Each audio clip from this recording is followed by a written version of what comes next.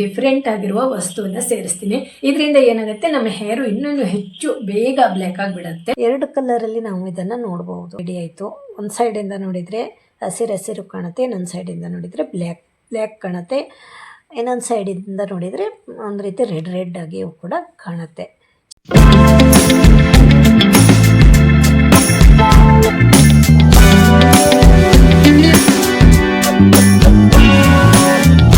Hi, ನಮಸ್ತೆ friends. ಇವತ್ತಿನ ವಿಡಿಯೋದಲ್ಲಿ ಒಂದು ಹೇರ್ ಆಯಿಲ್ ಮಾಡಿ ತೋರಿಸ್ತೀನಿ. ನೀವು ನೋಡಿರ್ಬೋದು ತುಂಬ ರೀತಿಯ ಹೇರ್ ಆಯಿಲನ್ನು, ಆದರೆ ಇವತ್ತಿನ ವಿಡಿಯೋದಲ್ಲಿ ಒಂದು ಡಿಫ್ರೆಂಟ್ ಆಗಿರುವ ವಸ್ತುವನ್ನು ಸೇರಿಸ್ತೀನಿ. ಇದರಿಂದ ಏನಾಗುತ್ತೆ, ನಮ್ಮ ಹೇರು ಇನ್ನೂ ಹೆಚ್ಚು ಬೇಗ ಬ್ಲ್ಯಾಕ್ ಆಗಿಬಿಡುತ್ತೆ. ನಮ್ಮ ಹೇರು ಬ್ಲ್ಯಾಕ್ ಆಗಬೇಕು ಅಂದರೆ ಈ ರೀತಿ ಹೇರ್ ಆಯಿಲು ತುಂಬಾ ಕೆಲಸ ಮಾಡುತ್ತೆ. ನಮ್ಮ ಹೇರು ಹೆಚ್ಚು ಬ್ಲ್ಯಾಕ್ ಆಗುತ್ತೆ, ಹೇರು ಕೂಡ ಗ್ರೋತ್ ಆಗುತ್ತೆ, ತುಂಬಾ ಸಹಾಯ ಆಗುತ್ತೆ. ಆ ವಸ್ತು ಯಾವುದು ಅಂದರೆ ನೀವು ಕೂಡ ಆಶ್ಚರ್ಯ ಪಡ್ತೀರ. ಆ ಒಂದು ವಸ್ತುವನ್ನು ಹಾಕಿ ನಾನೊಂದು ಹೇರ್ ಆಯಿಲ್ ಮಾಡ್ತೀನಿ. ಒಂದು ರೀತಿ ಚೆನ್ನಾಗಿರುತ್ತೆ, ಬ್ಲ್ಯಾಕ್ ಆಗಿಯೇ ಇರುತ್ತೆ. ಒಳ್ಳೆ ರಿಸಲ್ಟ್ ಅಂತೂ ಪಕ್ಕ ಸಿಗುತ್ತೆ, ಆಯಿತಾ. ನಾನು ನೋಡಿ ಹೇರ್ ಆಯಿಲನ್ನು ಹಾಕ್ಕೊಂಡಿದ್ದೀನಿ, ತುಂಬ ದಿನ ಆಯಿತು. ಈಗೀಗ ಹೇರಿಗೆ ತುಂಬ ಅಂದರೆ ಹೇರ್ ಪ್ಯಾಕ್ ಹಾಕೋದು, ಹೇರ್ ಆಯಿಲ್ ಹಾಕೋದು ಎಲ್ಲ ಆಗುತ್ತೆ ಅಲ್ವಾ. ನನ್ನ ಹೇರು ಯಾವಾಗಲೂ ಎಣ್ಣೆಯಾಗೇ ಇರುತ್ತೆ. ನನಗೆ ವಿಡಿಯೋ ಮಾಡೋದು ತುಂಬ ಕಷ್ಟ ಆಗ್ತಾಯಿದೆ. ಹಿಂದಿನ 2 ವಿಡಿಯೋದಲ್ಲೂ ಅಷ್ಟೇ ನಾನು ಹೇರಿಗೆ ಆಯಿಲ್ ಹಾಕ್ಕೊಂಡಿರೋದು, ಹೇರ್ ಸಿರಮ್ ಹಾಕ್ಕೊಂಡಿರೋದು, ಆ ಟೈಮಲ್ಲಿ ವಿಡಿಯೋ ಮಾಡಿದ್ದೀನಿ. ಇವತ್ತಿನ ವಿಡಿಯೋ ಪೂರ್ತಿ ನೋಡಿ, ಓಕೆನಾ. ತುಂಬ ಚೆನ್ನಾಗಿದೆ. ಯಾಕಂದರೆ ಯಾರ್ಯಾರಿಗೆ ಹೇರು ವೈಟ್ ಆಗಿದೆ ಅವರಂತೂ ಇದನ್ನು ನೀವು ಕಂಪಲ್ಸರಿ ಯೂಸ್ ಮಾಡಲೇಬೇಕು. ಇದನ್ನು ನೀವು ವಾರದಲ್ಲಿ 2 ಸಲ ಅಪ್ಲೈ ಮಾಡ್ಕೋತಾ ಬಂದರೆ ನಿಮ್ಮ ಹೇರು ಜನ್ಮ ಪೂರ್ತಿ ನಿಮ್ಮ ಹೇರು ಬ್ಲ್ಯಾಕ್ ಆಗಿಯೇ ಇರುತ್ತೆ. ಈಗಂತೂ ಚಿಕ್ಕ ಮಕ್ಕಳಲ್ಲೂ ಕೂಡ ವೈಟ್ ಹೇರು ಕಾಣುತ್ತೆ ಅಲ್ವಾ. ಎಲ್ರಿಗೂ ಇದನ್ನು ಯೂಸ್ ಮಾಡ್ಬೋದು. ಯಾವುದೇ ಕೆಮಿಕಲ್ಸ್ ಇಲ್ಲ, ಸೈಡ್ ಎಫೆಕ್ಟು ಇಲ್ಲ. ತುಂಬ ಚೆನ್ನಾಗಿ ರಿಸಲ್ಟ್ ಸಿಗುತ್ತೆ. ಹೇರು ಗ್ರೋತ್ ಆಗುತ್ತೆ, ಹಾಗೆ ಗಟ್ಟಿಮುಟ್ಟಾದ ಸದೃಢವಾದ ಹೇರು ನಮ್ಮದಾಗತ್ತೆ. ಹಾಗೆ ಹೇರು ಕಟ್ಟಾಗಿದ್ರೂ ಕೂಡ ಅದು ಮತ್ತು ಬೆಳೀತಾನೆ ಬರುತ್ತೆ. ಹೇರಿನ ಬುಡದಲ್ಲಿರುವಂತಹ ಬೇರು ಸತ್ತೋಗಿದ್ರೂ ಕೂಡ ಚಿಗುರ್ಕೊಂಡು ಬರುತ್ತೆ, ಬ್ಲ್ಯಾಕ್ ಹೇರ್ ಆಗಿಯೇ ಬೆಳೀತಾ ಬರುತ್ತೆ. ಬನ್ನಿ ಹಾಗಾದರೆ ಯಾವ ರೀತಿ ಮಾಡ್ತೀನಿ ಅಂತ ನೋಡ್ಕೊಬರೋಣ. ಹಾಗೆ ಯಾರಾದರೂ ಫಸ್ಟ್ ಟೈಮ್ ನಮ್ಮ ಚಾನಲ್ ಬಂದವರಾದರೆ ಸಬ್ಸ್ಕ್ರೈಬ್ ಮಾಡಿಕೊಂಡು ವಿಡಿಯೋ ನೋಡಿ ನೋಟಿಫಿಕೇಷನನ್ನು ಆನ್ ಮಾಡ್ಕೊಳ್ಳಿ. ಪಕ್ಕದಲ್ಲಿರೋ ಬೆಲ್ಲೈಕನನ್ನು ಆನ್ ಮಾಡಿದರೆ ಆಯಿತು. ನಾನು ಯಾವುದೇ ಒಂದು ವಿಡಿಯೋ ಹಾಕಿದರೂ ನಿಮಗೆ ನೋಟಿಫಿಕೇಷನ್ ಬರುತ್ತೆ, ನೀವು ನೋಡ್ಬೋದು. ನೀವು ಹೆಚ್ಚು ಸಪೋರ್ಟ್ ಮಾಡಿದರೆ ನಾನು ಹೆಚ್ಚು ವಿಡಿಯೋವನ್ನು ಹಾಕ್ಬೋದು. ಹಾಗೆ ನಿಮಗೇನಾದರೂ ಯಾವ ವಿಡಿಯೋ ಬೇಕು ಅಂತ ಕಮೆಂಟ್ ಮೂಲಕ ತಿಳಿಸಿ, ನಾನಂತೂ ವಿಡಿಯೋ ಮಾಡಿ ಹಾಕ್ತೀನಿ. ನೆಕ್ಸ್ಟ್ ವಿಡಿಯೋ ಒಂದು ಶಾಂಪು ಅಂದರೆ ಹೋಮ್ ಮೇಡ್ ಶಾಂಪೂನ ಯಾವ ರೀತಿ ಮಾಡಬೇಕು ಅಂತ ಹೇಳ್ತೀನಿ. ತುಂಬ ಮಂದಿ ಕಮೆಂಟ್ ಮಾಡಿದ್ದಾರೆ ಹೋಮ್ ಮೇಡ್ ಶಾಂಪೂವನ್ನು ಹೇಗೆ ಮಾಡೋದು ಅಂತ ತಿಳಿಸಿ ಅಂತ. ಖಂಡಿತ ನಾನು ವಿಡಿಯೋ ಮಾಡಿ ಹಾಕ್ತೀನಿ. ಹಾಗೆ ಕೆಲವೊಬ್ಬರು ಹೆಚ್ಚು ತುಂಬ ಮಾತಾಡ್ತೀರ ಅಂದ್ಕೊಂಡು ನಾನೇನು ಬೇಡವಾದ ವಿಷಯ ಮಾತಾಡಲ್ಲ, ನಮ್ಮ ಹೇರಿಗೆ ಸಲಹೆ ಕೊಡ್ತೀನಿ. ಆವಾಗ ಸ್ವಲ್ಪ ಮಾತು ಜಾಸ್ತಿ ಆಗುತ್ತೆ. ಎಲ್ಲವೂ ತಿಳ್ಕೊಬೇಕಲ್ವ. ಕೇವಲ ನಾವು ಹೇರ್ ಪ್ಯಾಕ್ ಮಾಡೋದು ಹಾಕೋದು, ಹೇರ್ ಆಯಿಲ್ ಮಾಡೋದು ಹಾಕೋದು ಅಲ್ಲ, ಯಾವ್ಯಾವುದಕ್ಕೆ ಯಾವ ರೀತಿ ಅನ್ನೋದು ನಾನು ಹೇಳಲೇಬೇಕಾಗತ್ತೆ. ಹಾಗಾಗಿ ಮಾತಾಡಲೇಬೇಕಾಗತ್ತೆ. ಆದಷ್ಟು ಕಡಿಮೆ ಮಾತಾಡ್ತಾ ಬಂದಿದ್ದೀನಿ. ಬನ್ನಿ ಹಾಗಾದರೆ ಯಾವ ರೀತಿ ಮಾಡೋದು, ಹೇಗೆ ಅಪ್ಲೈ ಮಾಡೋದು, ರಿಸಲ್ಟು ಕೂಡ ತೋರಿಸ್ತೀನಿ. ಒಂದು ಕಬ್ಬಿಣದ ಹಂಚನ್ನು ತೊಗೊಂಡಿದ್ದೀನಿ, ಇದನ್ನು ಬಿಸಿ ಮಾಡಲಿಕ್ಕೆ ಇಟ್ಟಿದ್ದೀನಿ. ಹಾಗೆ ಇದಕ್ಕೆ ಕರಿಬೇವು 1 ಮುಷ್ಟಿ ಹಾಕ್ಕೊಂಡಿದ್ದೀನಿ. ಇದು ಚೆನ್ನಾಗಿ ಹುರಿಬೇಕು. ಹಾಗೆ ಇದಕ್ಕೆ ಕಪ್ಪು ಎಳ್ಳು ಒಂದು ಅರ್ಧ ಟೇಬಲ್ ಸ್ಪೂನ್ ಹಾಕೋತೀನಿ. ಕಪ್ಪು ಎಳ್ಳು ಗೊತ್ತಲ್ವ, ಅಂದರೆ ಬಿಳಿ ಎಳ್ಳು ಇರುತ್ತಲ್ವ, ಅದೇ ಥರ ಕಪ್ಪು ಎಳ್ಳು. ಇದು ನಮ್ಮ ಹೇರು ಬ್ಲ್ಯಾಕ್ ಆಗಲಿಕ್ಕೆ ಸಹಾಯ ಮಾಡುತ್ತೆ. ನೋಡಿ ಈ ರೀತಿ ಇರುತ್ತೆ. ನೀವು ತಂದಿಟ್ಕೊಂಡ್ರು ತುಂಬಾ ಒಳ್ಳೆಯದು. ನಾನು ಸ್ವಲ್ಪ ಮಾಡ್ತೀನಿ, ನೀವು ಬೇಕಂದರೆ ಜಾಸ್ತಿ ಮಾಡಿ ಕೂಡ ಇಟ್ಕೋಬಹುದು. ಈ ಕಪ್ಪು ಎಳ್ಳು ನಮ್ಮ ಹೇರು ಗ್ರೋತ್ ಮಾಡುತ್ತೆ, ಬ್ಲ್ಯಾಕ್ ಮಾಡುತ್ತೆ. ಕರಿಬೇವು ನಮ್ಮ ಹೇರು ಗ್ರೋತ್ ಮಾಡುತ್ತೆ, ಹಾಗೆ ಬ್ಲ್ಯಾಕ್ ಆಗಲಿಕ್ಕೂ ಸಹಾಯ ಮಾಡುತ್ತೆ. ಈ ರೀತಿ ಮುಚ್ಚಿ ಇಟ್ಬಿಟ್ರೆ ಬೇಗ ಸೀದೋಗ್ಬಿಡುತ್ತೆ. ನೋಡಿ ಸ್ವಲ್ಪ ಸೀದಿದೆ ಕರಿಬೇವು, ಇನ್ನು ಚೆನ್ನಾಗಿ ಸೀದಬೇಕು. ತುಂಬಾ ಈಸಿ ಇದೆ. ನಾವೇ ಮನೇಲಿ ನಮ್ಮ ಹೇರು ಬ್ಲ್ಯಾಕ್ ಆಗಲಿಕ್ಕೆ ಆಯಿಲನ್ನು ರೆಡಿ ಮಾಡ್ಕೋಬೋದು. ನೋಡಿ ಎಲ್ಲ ಸೀದೋಗಿದೆ. ಇದು ಈ ಥರ ಸೀದಬೇಕು. ಸಣ್ಣ ಫ್ಲೇಮ್ ಮಾಡ್ಕೊಂಡಿದ್ದೀನಿ ಈಗ. ಹಾಗೆ ಸ್ಟೋವನ್ನು ಬಂದ್ ಮಾಡ್ತೀನಿ. ಇದ್ರದ್ದು ಬಿಸಿ ಇರುತ್ತೆ ಅಲ್ವಾ, ಈ ಬಿಸಿನೇ ಸಾಕಾಗತ್ತೆ. ಒಂದು ಸಲ ನಾವು ಈ ಥರ ಚೆನ್ನಾಗಿ ಹಂಚನ್ನು ಕಾಯಿಸ್ಕೋಬೇಕು. ಅಂದರೆ ಸೀದು ಹೋದ ನಂತರ ಕಾದ್ಕೊಂಡೇ ಇರುತ್ತೆ ಅಲ್ವಾ. ಸ್ಟವ್ ಬಂದ್ ಮಾಡಿದರೆ ಆಯಿತು. ಇದಕ್ಕೆ ನಾನು ಕೊಕೊನಟ್ ಆಯಿಲನ್ನು ಹಾಕ್ತೀನಿ. ನಾನು ಎಷ್ಟು ಸ್ವಲ್ಪ ತೊಗೊಂಡಿದ್ದೀನಿ ಅಲ್ವಾ, ಕರಿಬೇವು ಮತ್ತು ಕಪ್ಪು ಜೀರಿಗೆ, ಕಪ್ಪು ಎಳ್ಳು, ಅದಕ್ಕೆ ಎಷ್ಟು ಬೇಕೋ ಅಷ್ಟು ಆಯಿಲನ್ನು ಹಾಕೋತೀನಿ. ನೀವು ಜಾಸ್ತಿ ಪ್ರಮಾಣದಲ್ಲಿ ಮಾಡ್ಕೊಳ್ಳೋದಿದ್ರೆ ಜಾಸ್ತಿ ಹಾಕೋಬೇಕಾಗತ್ತೆ. ನಾನಿಲ್ಲಿ ಒಂದು 8ರಿಂದ 10 ಟೇಬಲ್ ಸ್ಪೂನ್ ಆಗುವಷ್ಟು ಕೊಬ್ಬರಿ ಎಣ್ಣೆಯನ್ನು ಹಾಕ್ಕೊಂಡಿದ್ದೀನಿ. ಇದೆಲ್ಲ ಮಿಕ್ಸ್ ಮಾಡ್ತೀನಿ. ಇದ್ರದ್ದು ಹಂಚು ಬಿಸಿ ಇದೆಯಲ್ವಾ, ಬಿಸಿಗೆ ಎಣ್ಣೆ ಇದ್ರ ಜೊತೆ ಎಲ್ಲ ಸೇರ್ಕೋಬೇಕು. ಇದು ಎಣ್ಣೆ ಜೊತೆ ಸೇರ್ಕೋಬೇಕು. ಅದರದ್ದು ಅಂಶ ಎಲ್ಲ ಎಣ್ಣೆ ಜೊತೆ ಬಿಟ್ಕೋಬೇಕು. ಅದು ತಣ್ಣಗಾಗೋ ತನಕ ಅದು ಎಲ್ಲ ಬಿಟ್ಕೊಂಡು ಬಿಡತ್ತೆ. ಹಾಗೆ ಇದು ಗೊತ್ತಾ ನಿಮಗೆ, ಕ್ಯಾಸ್ಟ್ರಾಲ್ ಆಯಿಲ್ ಇದು 1 ಟೇಬಲ್ ಸ್ಪೂನ್ ಹಾಕ್ತೀನಿ. ನಾನು ಒಂದು ಸೀಕ್ರೆಟ್ ವಸ್ತು ಅಂದಿದ್ದೀನಿ ಅಲ್ವಾ, ಇದೇ ಕ್ಯಾಸ್ಟ್ರಾಲ್ ಆಯಿಲ್. ಇದು ನಮ್ಮ ಹೇರಿಗಂತೂ ತುಂಬಾ ಒಳ್ಳೆಯದು. ಹೇರ್ ಬ್ಲ್ಯಾಕ್ ಆಗಲಿಕ್ಕೆ ನಂಬರ್ 1 ಆಯಿಲ್ ಅಂತ ಹೇಳ್ಬೋದು. ಹಾಗೆ ಹೇರ್ ಗ್ರೋತ್ ಆಗಲಿಕ್ಕೂ ಅಷ್ಟೇ.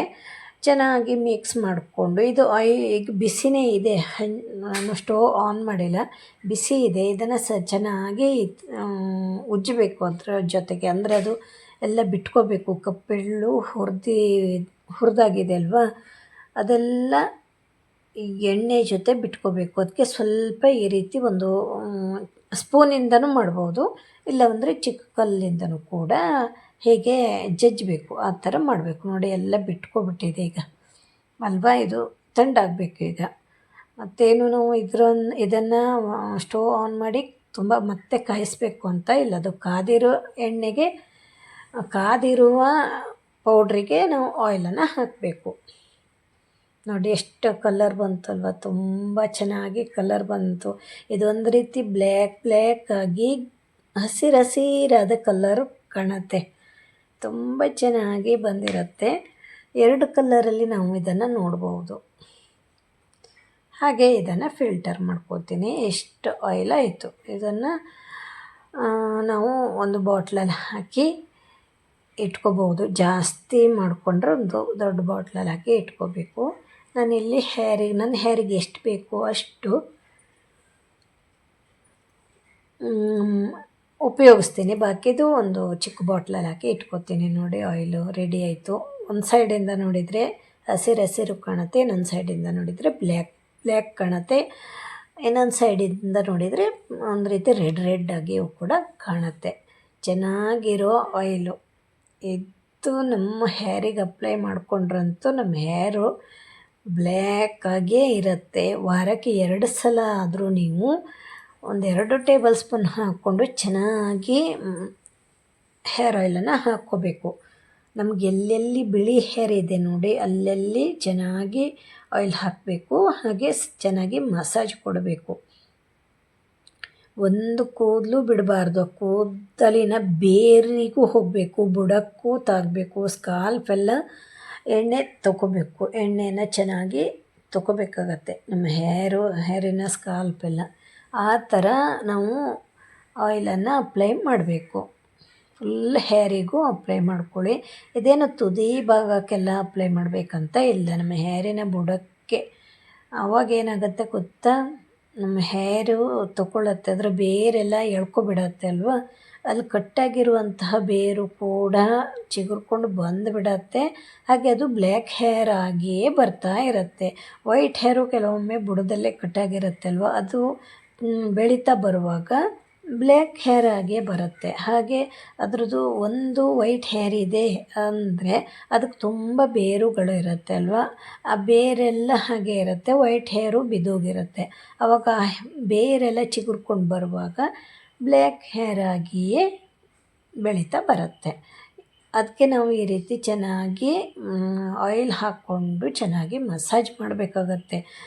ಇದು ನೀವು ಕೇವಲ ವೈಟ್ ಹೇರ್ ಇದ್ದವರಿಗಷ್ಟೇ ಅಲ್ಲ, ಬ್ಲ್ಯಾಕ್ ಹೇರ್ ಇದ್ದವರು ಕೂಡ ನಿಮ್ಗೆ ಯಾವುದು ಆಯಿಲ್ ಇಷ್ಟ ನೋಡಿ, ಆ ಆಯಿಲನ್ನು ಹಾಕ್ಕೊಂಡು ಚೆನ್ನಾಗಿ ಅಪ್ಲೈ ಮಾಡಬೇಕು. ಅಪ್ಲೈ ಮಾಡಿಕೊಂಡು ಚೆನ್ನಾಗಿ ಮಸಾಜ್ ಕೊಡಬೇಕು. ಆವಾಗ ಹೇರಿನ ಬುಡ ಬೇರೆಲ್ಲ ತೊಗೊಂಡು ಸ್ಟ್ರಾಂಗಾಗಿ ಇರುತ್ತೆ, ಬೆಳಿಲಿಕ್ಕೂ ಕೂಡ ಸಹಾಯ ಮಾಡುತ್ತೆ. ನಾನಂತೂ ಫುಲ್ ತಲೆಗೆ ಅಪ್ಲೈ ಮಾಡ್ಕೋತೀನಿ ನೋಡಿ. ಎಲ್ಲೆಲ್ಲಿ ವೈಟ್ ಹೇರ್ ಇದೆ ಅಲ್ಲಲ್ಲಿ ಅಪ್ಲೈ ಮಾಡ್ಕೋತೀನಿ. ಕಿವಿಯ ಪಕ್ಕ ಅಂತೂ ಎಲ್ರಿಗೂ ವೈಟ್ ಹೇರಲ್ಲೂ ಒಂದು ಎರಡು ಕಾಣಿಸ್ಕೊಳತ್ತೆ ಅಲ್ವಾ, ಅಲ್ಲೂ ಕೂಡ ಅಪ್ಲೈ ಮಾಡ್ಕೋಬೇಕು. ಹೇಗೆ ಈ ಥರ ಮಸಾಜ್ ಕೊಡಬೇಕು. ಚೆನ್ನಾಗಿ ಮಸಾಜ್ ಕೊಟ್ಬಿಟ್ರೆ ಆಯಿತು. ಅದೆಲ್ಲ ತೊಗೊಂಡು ನಮಗೇನಾಗತ್ತೆ ಗೊತ್ತಾ, ನಾವು ಆಯಿಲ್ ಹಾಕಿದ್ದೀವಿ ಅನಿಸಲ್ಲ, ಬೆವ್ರು ಬಂದ ಹಾಗೆ ಆಗಿಬಿಡತ್ತೆ ಚೆನ್ನಾಗಿ ಮಸಾಜ್ ಕೊಟ್ಟಾಗೆ. ಹಾಗೆ ನಮ್ಮ ಹಣೆಯ ಮುಂಭಾಗಕ್ಕೆಲ್ಲ ಅಪ್ಲೈ ಮಾಡ್ಕೋಬೇಕು. ಅಲ್ಲೂ ಕೂಡ ಹೇರು ಹುಟ್ತಾ ಇರುತ್ತೆ, ಚಿಕ್ಕ ಚಿಕ್ಕದಾಗಿ ಹುಟ್ತಾ ಇರುತ್ತೆ ಅಲ್ವಾ. ನೋಡಿ, ನನಗೂ ಕೂಡ ಅಲ್ಲೆಲ್ಲ ಹೇರ್ ಹುಟ್ಕೊಂಡು ಬಂದಿದೆ. ಅದು ಆಮೇಲೆ ದೊಡ್ಡ ಆಗ್ತಾ ಹೋಗುತ್ತೆ. ಆವಾಗ ನಮ್ಗೆ ಏನಾಗುತ್ತೆ, ನಮ್ಮದು ಹಣೆ ಅನ್ನೋದು ಚಿಕ್ಕದಾಗೇ ಇರುತ್ತೆ. ಅಲ್ಲೆಲ್ಲ ಹೇರು ಬೆಳೀತಾ ಬೆಳೀತಾ ಹೇರು ಕೂಡ ಜಾಸ್ತಿ ಆಗುತ್ತೆ. ನಾನು ಹೇರಿನ ತುದಿ ಭಾಗಕ್ಕೂ ಒಂದು ಸ್ವಲ್ಪ ಅಪ್ಲೈ ಮಾಡ್ಕೋತೀನಿ. ಯಾಕಂದರೆ ಹೇರಿನ ತುದಿಗೂ ಏನಾದರೂ ಸೋಂಕಿದ್ರೆಲ್ಲ ಹೊರಟೋಗ್ಬಿಡತ್ತೆ, ಅಂದರೆ ಡ್ಯಾಮೇಜ್ ಇದ್ರೆಲ್ಲ ಹೊರಟೋಗ್ಬಿಡತ್ತೆ. ಹಾಗಾಗಿ ಸ್ವಲ್ಪ ಹಾಕ್ಕೋತೀನಿ. ಹಾಗೆ ಹೇರಿನ ಬುಡಕ್ಕೆ ಜಾಸ್ತಿ ಹಾಕ್ಕೊಂಡಿದ್ದೀನಿ. ಈ ಥರ ಮಸಾಜ್ ಕೊಡಬೇಕು. ನಂತರ ನೀವು ಬಾಚ್ಕೊಂಡ್ರೂ ತುಂಬ ಒಳ್ಳೆಯದು. ಬಾಚ್ಕೊಂಡ್ಬಿಟ್ರಂತೂ ಹೇರಿನ ಬುಡಕ್ಕೆಲ್ಲ ಸೇರ್ಕೊಬಿಡತ್ತೆ, ಆಯಿಲು ತೊಗೊಬಿಡತ್ತೆ ನಾವು ಬಾಚಿದಾಗ. ನೀವು ಇದೇ ಥರ ವಾರಕ್ಕೆ 2 ಸಲ ಅಂತೂ ಮಾಡಿ. ಹಾಗೆ ದಿಢೀರಂತ ಹೇರ್ ವಾಶ್ ಮಾಡೋದಲ್ಲ, 1-2 ಅವರ್ ಆದರೂ ಬಿಟ್ಟು ಹೇರ್ ವಾಶ್ ಮಾಡಿದರೆ ಆಯಿತು. ನೀವು ಶಾಂಪೂ ಬೇಕಂದ್ರೂ ಬಳಸಿ, ಯಾವುದು ಬೇಕಂದ್ರೂ ಬಳಸಿ. ಶಾಂಪು ಸೋಪು ಆದರೂ ಬಳಸ್ಕೊಳ್ಳಿ ಆಯಿತು. ನೋಡಿ, ಮುಖಕ್ಕೂ ಅಪ್ಲೈ ಮಾಡಿಕೊಂಡ್ರು ಮುಖವೂ ಚೆನ್ನಾಗಿರುತ್ತೆ. ನೋಡಿದ್ರಿ ಅಲ್ವಾ, ತುಂಬ ಸಿಂಪಲ್ ಆಗಿದೆ. ಕೊಬ್ಬರಿ ಎಣ್ಣೆಗೆ ಈ ಆಯಿಲನ್ನು ಸೇರಿಸಿದ್ರೆ ಆಯಿತು ಅಲ್ವಾ, ತುಂಬ ಒಳ್ಳೆ ರಿಸಲ್ಟು ಸಿಗುತ್ತೆ. ಹಾಗೆ ಇದು ನಮ್ಮ ಹೆಲ್ತಿಗೂ ಕೂಡ ಆವಾಗ 15 ದಿನಕ್ಕೊಮ್ಮೆ, ತಿಂಗಳಿಗೊಮ್ಮೆ ನಾವು 1 ಸ್ಪೂನು ಬಿಸಿ ನೀರಲ್ಲಿ ಕರಡಿಕೊಂಡು ಸೇವನೆ ಮಾಡ್ತಾ ಬಂದರೆ ನಮ್ಮ ಹೊಟ್ಟೆ ಫುಲ್ ಕ್ಲೀನ್ ಆಗುತ್ತೆ. ಅಜೀರ್ಣ ಸಮಸ್ಯೆ ಇರುವವರಂತೂ 15 ದಿನಕ್ಕೊಮ್ಮೆ ಆದರೂ ತಗೋತಾ ಬನ್ನಿ. ನಿಮ್ಮಲ್ಲಿರುವ ಅಜೀರ್ಣ ಸಮಸ್ಯೆ ಹೊರಟೋಗುತ್ತೆ. ಬಿಸಿ ನೀರಲ್ಲಿ ತೊಗೋಬೇಕು. ಇಲ್ಲಾಂದರೆ 1 ಟೇಬಲ್ ಸ್ಪೂನನ್ನು ಬಾಯಲ್ಲಿ ಹಾಕ್ಕೊಂಡು ನುಂಗ್ಬಿಡಬೇಕು. 1 ಗ್ಲಾಸ್ ನೀರನ್ನು, ಬಿಸಿ ನೀರನ್ನು ಕುಡಿಬೇಕು. ಇದು ಎಲ್ಲರೂ ಕುಡಿಬೋದು, ಯಾವುದೇ ರೀತಿಯ ತೊಂದರೆ ಆಗಲ್ಲ. ನೀವು ಈ ರೀತಿ ಮಾಡ್ತಾ ಬನ್ನಿ. ಇದು ಕೇವಲ ಹೇರಿಗೆ ಅಷ್ಟೇ ಅಲ್ಲ, ನಮ್ಮ ಆರೋಗ್ಯಕ್ಕೂ ಒಳ್ಳೆ ರಿಸಲ್ಟು. ಅಂದರೆ ಏನಾಗುತ್ತೆ, ಅಜೀರ್ಣ ಸಮಸ್ಯೆ ಇರುತ್ತೆ ಕೆಲವೊಬ್ಬರಿಗೆ. ಏನೇ ತಿಂದರೂ ಜೀರ್ಣ ಆಗಲ್ಲ, ಅಂದರೆ ನೀರು ಜಾಸ್ತಿ ಕುಡಿಯೋಲ್ಲ. ಹಾಗೆ ಏನು ಈ ಸೊಪ್ಪು ತರಕಾರಿ ಈ ಥರ ಎಲ್ಲ ತಿಂದೇ ಇದ್ದವರಿಗೆ ಅಜೀರ್ಣ ಸಮಸ್ಯೆ ಆಗೋದು ಜಾಸ್ತಿ. ಆದಷ್ಟು ನಾರು ಇರುವಂತಹ ಪದಾರ್ಥವನ್ನು ಸೇವನೆ ಮಾಡಬೇಕು. ಆದಷ್ಟು ನಾವು ಒಂದು ಸಾಂಬಾರು ಅಥವಾ ಯಾವುದೇ ಒಂದು ರೆಮಿಡಿ ಮಾಡ್ತೀವಿ ಅಲ್ವಾ, ನೀರಿನ ಅಂಶ ಜಾಸ್ತಿ ಇರಬೇಕು ಅಜೀರ್ಣ ಸಮಸ್ಯೆ ಇದ್ದವರಿಗೆ. ಅಂದರೆ ಸಾಂಬಾರು ಸ್ವಲ್ಪ ನೀರಾಗಿರೋದು ಈ ಥರ, ಅಥವಾ ನೀವು ಲಾಸ್ಟಲ್ಲಿ ಸ್ವಲ್ಪ ಮೊಸರು ಅನ್ನ ಸೇವನೆ ಮಾಡೋದ್ರಿಂದನೂ ಕೂಡ ನಿಮಗೆ ಅಜೀರ್ಣ ಸಮಸ್ಯೆ ಹೊರಟೋಗುತ್ತೆ.